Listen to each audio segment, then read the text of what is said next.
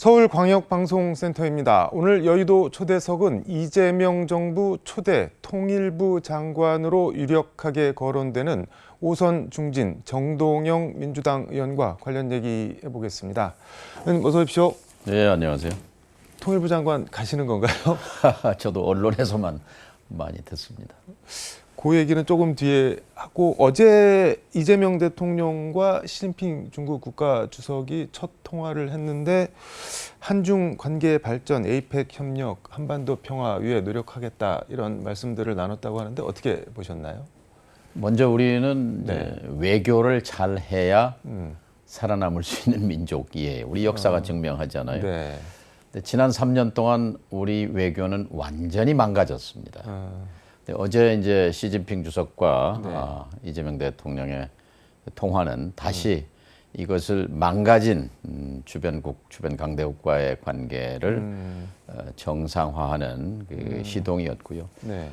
6일 날 취임 다음 날 네. 트럼프 대통령, 그리고 9일 날 이시바 일본 총리, 그리고 이제 어제 시진핑 주석해서 이제 첫 단추는 잘 꿰었어요. 그리고 주변 4강 외교와 관련해서 이제 러시아 문제가 남아 있습니다만 우선 안착을 했다, 이렇게 말씀을 드리고 싶고요. 그 시진핑 주석과의 통화에서 이제 이 대통령의 언급 중에 키워드를 이제 관계 발전, 한중 관계를 발전시켜 나가자. 뭐 당연한 거지만 그것이 이제 중심 키워드고, 또 하나는 이제 11월에 그 에이펙 경주 정상회의에 이제 공식 초청을 했고, 그 통화의 분위기로 보면 시진핑 주석이 경주에 올 것 같아요.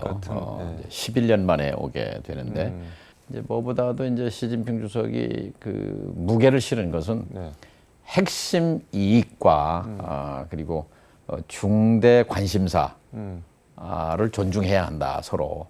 근데 이제 핵심 이익이라는 건 중국이 대만 문제를 얘기할 때 핵심 이익이라고 합니다.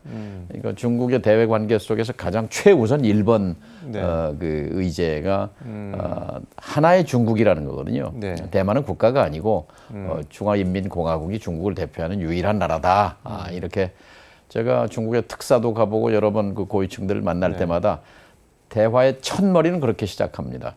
한국 정부가 그동안 하나의 중국 원칙을 견지해 준 데 대해서 감사하게 생각한다. 앞으로도 변함없이 그걸 지켜달라. 궁금한 게, 중국은 그 대만이 어떻게 보면은 그냥 뭐 조그만 섬인 거잖아요. 본토에서 멀리 떨어지. 거기 왜 이렇게 신경을 쓰는 건가요? 중국은? 그러니까 아직 천하 통일이 이루어지지 않았다고 보는 거죠. 홍콩은 이제 99년 만에 돌아왔잖아요.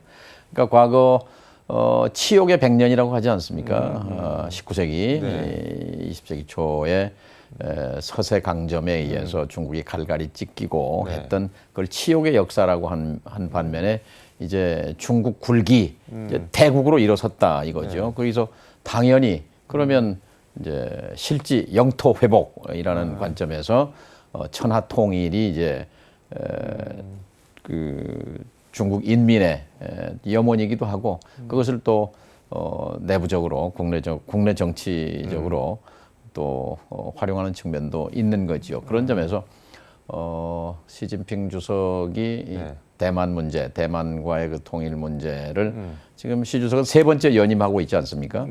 원래 2번만, 10년만, 5년씩 2번만 하기로 돼 있는 걸 깨뜨렸단 말이죠.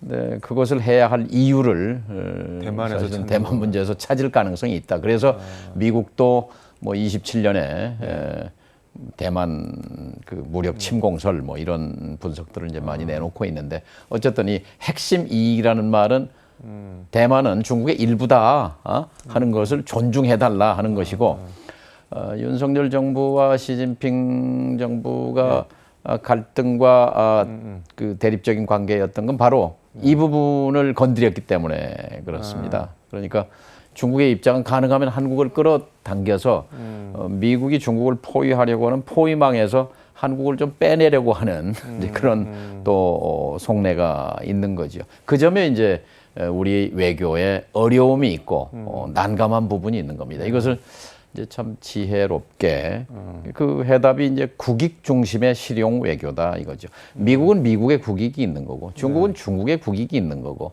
우리는 대한민국의 국익은 우리의 국익은 따로 있는 거예요.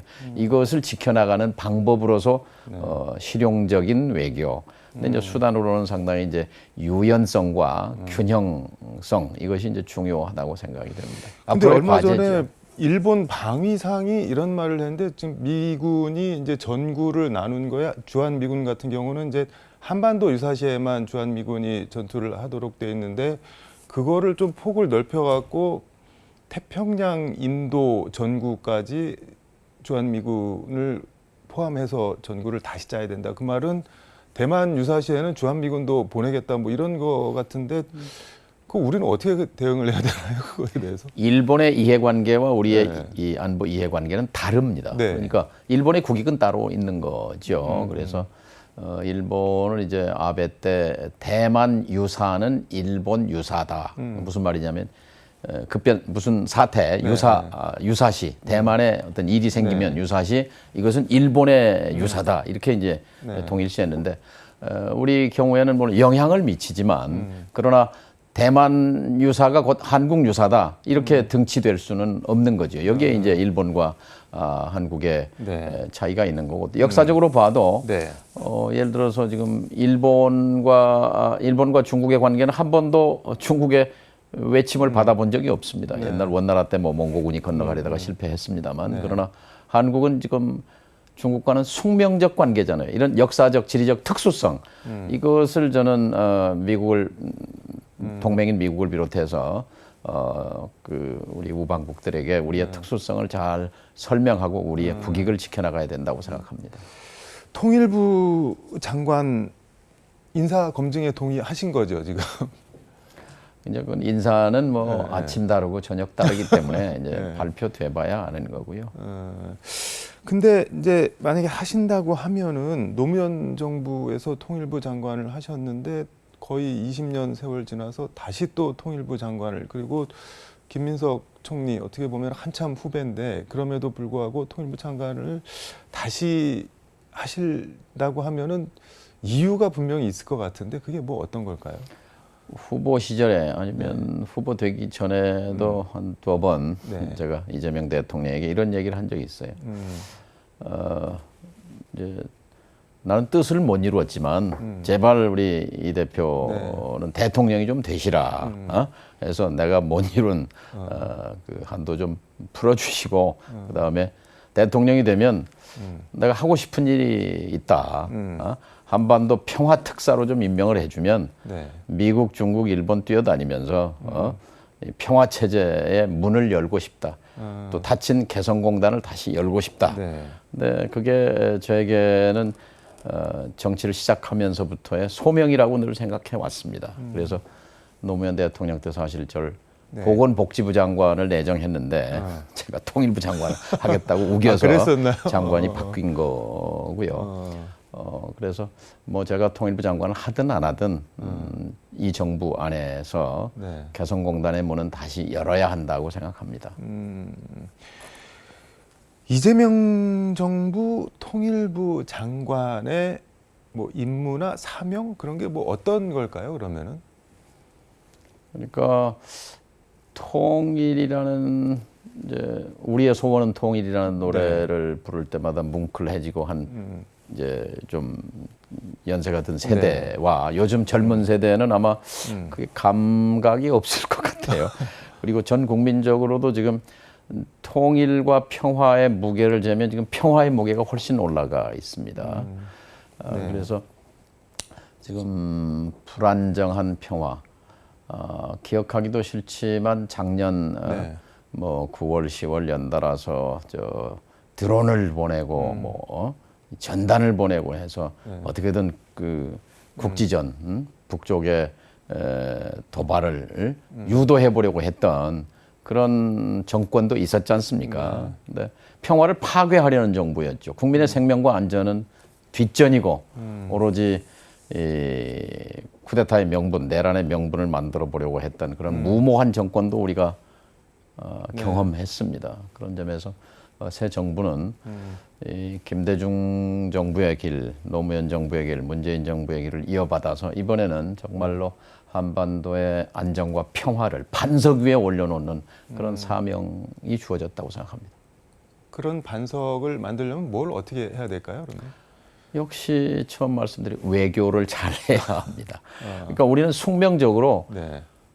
덩치 큰 나라들과 잘 지내야 합니다.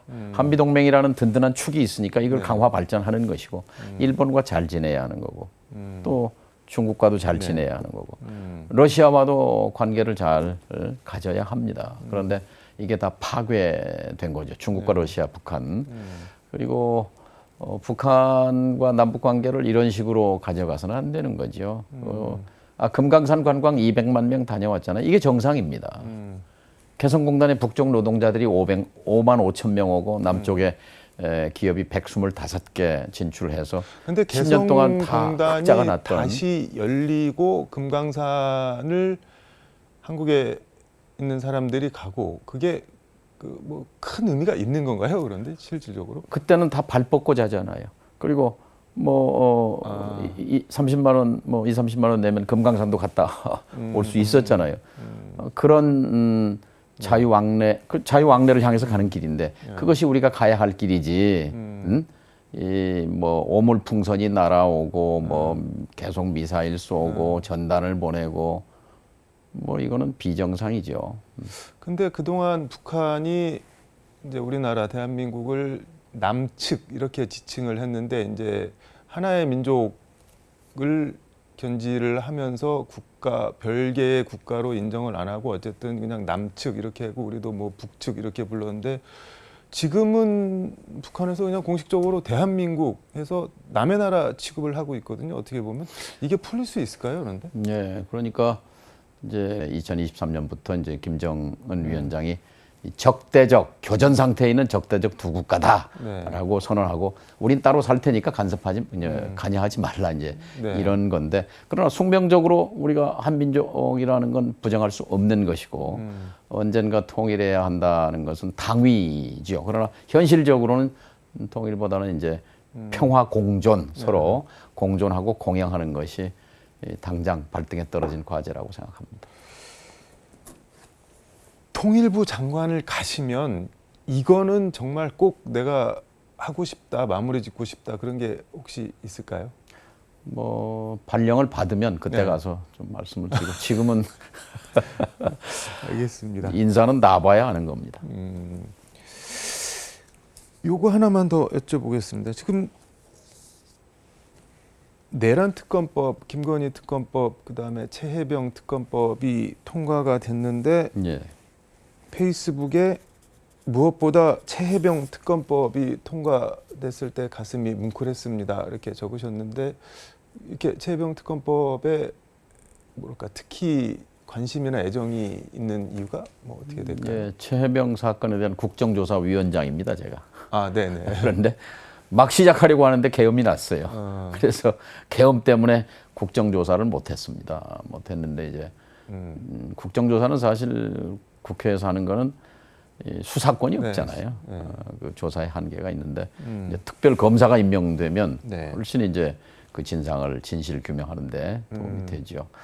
그래서 국정조사를 못한 데 대한 그런 부채감, 미안함이 있었는데 이제 특검이 실시돼서 참 다행입니다. 그리고 이제 이 출발이 최혜병이 이제 순직했을 때 이제 발단이 뭐냐면 이제 윤석열 대통령 입에서 나온 얘기. 이런 일로 사단장을 자르면 어떤 사람이 사단장 할 수 있냐. 그 사람의 목숨은 우주와 같습니다. 국군 병사의 목숨을 이런 일이라고 이렇게 그 규정하는 국군 통수권자의 그 사고 방식이 참 그건 잘못됐던 거죠. 근데 지금 보면은 경찰, 검찰 소환 출석 요구에 지금 윤석열 전 대통령, 김건희 씨 다 거부하고 있는데 이거는 뭐 어떻게 봐야 되나요? 죄가 없다, 나갈 필요가 없다 이러고 있는데 이걸 어떻게 해야 되나요? 헌법 11조가 중요합니다. 거기에 11조? 예. 모든 국민은 법 앞에 평등하다. 특수 계급은 창설될 수 없다. 어떠한 경우에도 네. 특수 계급은 인정되지 아니한다고 되어 있는데 지금 윤석열, 김건희 네. 이 두 사람은 특수 계급이거든요. 어, 내란 수괴인데 판사, 검사가 풀어줘서 활보하고 다니잖아요. 개 끌고 산책하고 다니고. 네. 자기 부하들은 다 지금 구속돼서 재판받고 네. 있잖아요. 음, 그래서 헌법 11조를 다시 되돌리는 것. 모든 국민은 법 앞에 평등하다. 윤석열, 김건희 이 두 사람도 피의자로서 평등한 대접을 받아야죠. 그런 얘기를 하는 사람도 있는데 뭐 좀 섣부른 뭐 이렇게 이른 감도 있지만 트럼프 대통령이 노벨 평화상 욕심을 내서 북핵 폐기를 해서 그 과정에 우리 이재명 대통령하고 장관님이 의원님이 통일부 장관 가시면은 그런 역할을 해서 노벨 평화상을 탈 수도 있는 거 아니냐 그런 얘기를 하시는 분들도 있는데 그거는 어떻게 생각하세요?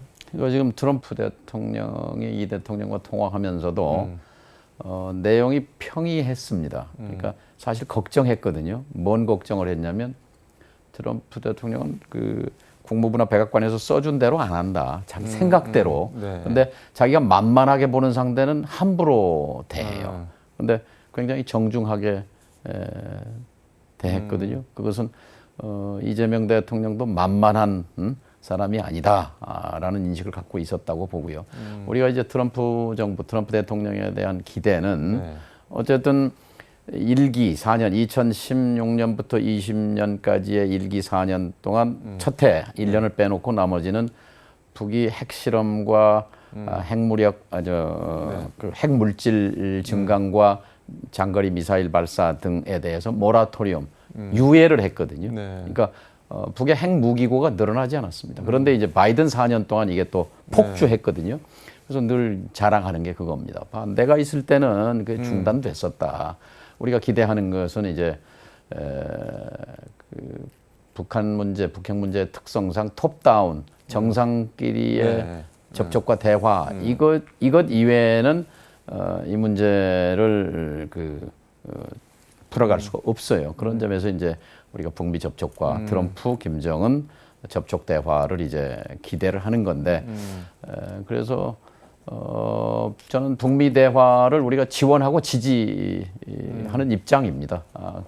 또 그 과정에서 한국이 또 같이 한미 동맹으로서 긴밀하게 협의 협조해서 그러면서 또 남북 관계 이게 이제 삼자가 선순환으로 만드는 것 이것이 과제인데 트럼프 대통령이기 때문에 우리가 또 기대하는 측면이 있는 겁니다. 저는 개인적으로 궁금한 게 실제로 만약에 북핵이 폐기되고 지금은 휴전 상태인데 종전 협상이 체결이 되고 한반도 평화협정이 성사가 되면은 이게 노벨 평화상 감이 되는 건가요? 이 정도 되면은? 그렇죠. 북핵 문제가 지금 NPT 체제라고 네. 확산 체제. 지금 제일 큰 구멍이 난 게 이게 북핵 문제거든요. 최근에. 그래서 이 문제를 뭐 최소한 폐기는 상당한 기간이 소요되는 거고 장기 목표인 거고요. 네. 우선은 이제 지금도 오늘 현재도 영변의 원자력 5메가와트 발전소는 돌아가고 있습니다. 돌아가고 있으면 또 지하에 감춰놓은 이 우라늄 농축 시설은 또 돌아가고 있습니다. 네. 그럼 핵물질은 계속 늘어나는 거예요. 그러니까 북핵 문제가 발생했던 30년 전의 문제는 북이 IAEA 국제 원자력 기구에 네. 신고한 핵물질에서 5g이 빈다. 이걸 좀 특별 사찰해야 되겠다고 했는데 네. 지금은 그게 10,000배 늘어났습니다. 핵무기 지금 적어도 100개를 만들었거나 네. 100개를 만들 수 있는 50개의 탄두와 만들 수 있는 물질을 갖고 있다고 하는데 한 개에 5kg만 해도 500kg이잖아요. 500kg과 5g을 비교해 보십시오. 10만 배 늘어난 거예요. 그러니까 그 점에서 이 문제는 시급한 과제입니다. 알겠습니다. 더 여쭤보고 싶은데 시간이 다 돼서 오늘 말씀은 여기까지 듣도록 하겠습니다. 예. 고맙습니다. 예, 감사합니다. 지금까지 서울광역방송센터에서 정동영 민주당 의원과 함께 전해드렸습니다.